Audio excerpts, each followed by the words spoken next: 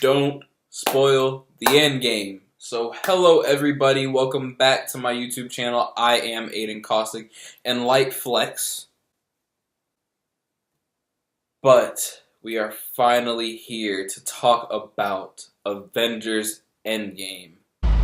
Whatever it takes.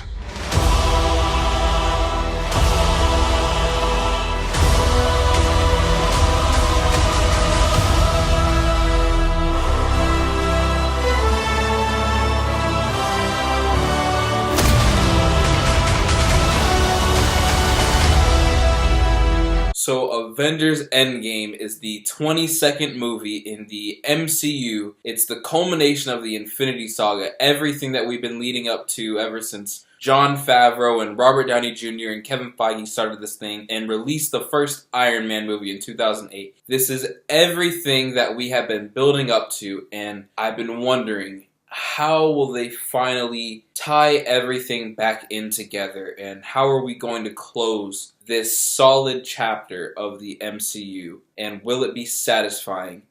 And that is exactly the word that I would use to describe this movie. It is so satisfying. There is such a great blend of the darker themes that we get established, post Infinity War, with what is going to happen with this new world now that we no longer have our Black Panthers of the world. We no longer have our Spider-Mans. People died in that movie and there's going to be consequences. Half the universe died and there's consequences and there's a price that's been paid. And how are our characters going to deal with that in this movie? Some of the humor in this movie for me, though, doesn't work quite as well. There are two particular gags that don't really work for me in this movie. The first one that I'll start with involves Mark Ruffalo's character, Bruce Banner, and where his character arc goes in this movie. And of course, like I said, no spoilers, but it's just one of those things that was set up in Infinity War to go one way, and it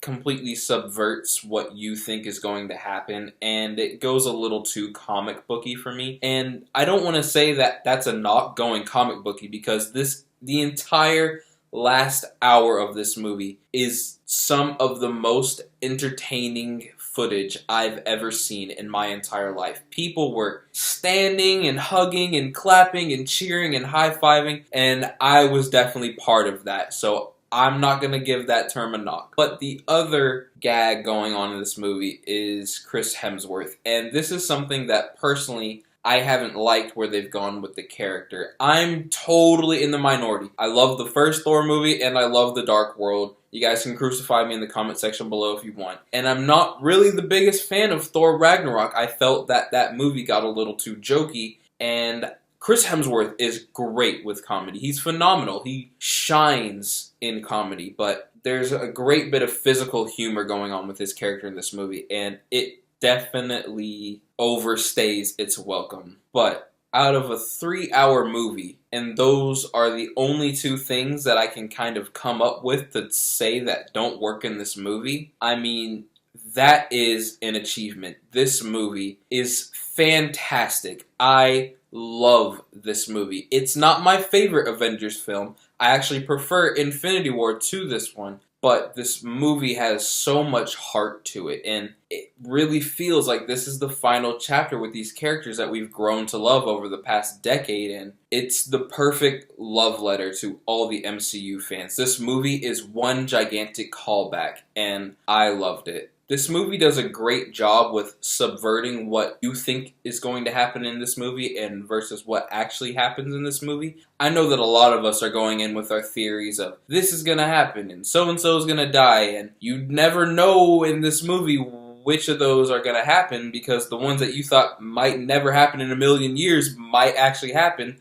and some of the ones that you thought were guaranteed might not happen. So you really don't know going into this movie, and that's such a credit to the marketing team. And some of the clips that were released online and all the trailers that came out and all the TV spots, and people were talking about, is this too much? No, it's not. I'm sure you guys can guess the plot. I'm sure you guys can kind of guess where things go in this movie, but the ride that it takes you on is such a delight that you just won't see it coming. But guys, I'm finding myself reaching at trying to come up with points for this movie without spoiling it for you. All I can say is, if you guys have taken the time to get invested, and if you guys have seen all 21 previous movies to this, and you're looking forward to Endgame, you're gonna have such a great time. Whether you like the movie or whether you love the movie, I genuinely can't see anybody actually hating this movie. Once you guys get to that final hour, be sure to check back in on this channel and hit up that spoiler review, because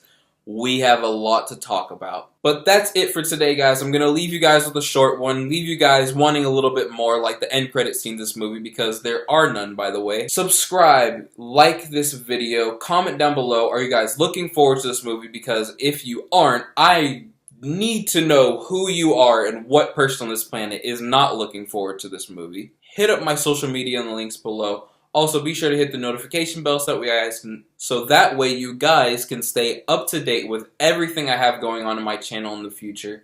And thank you guys so much for being the best people that you guys are.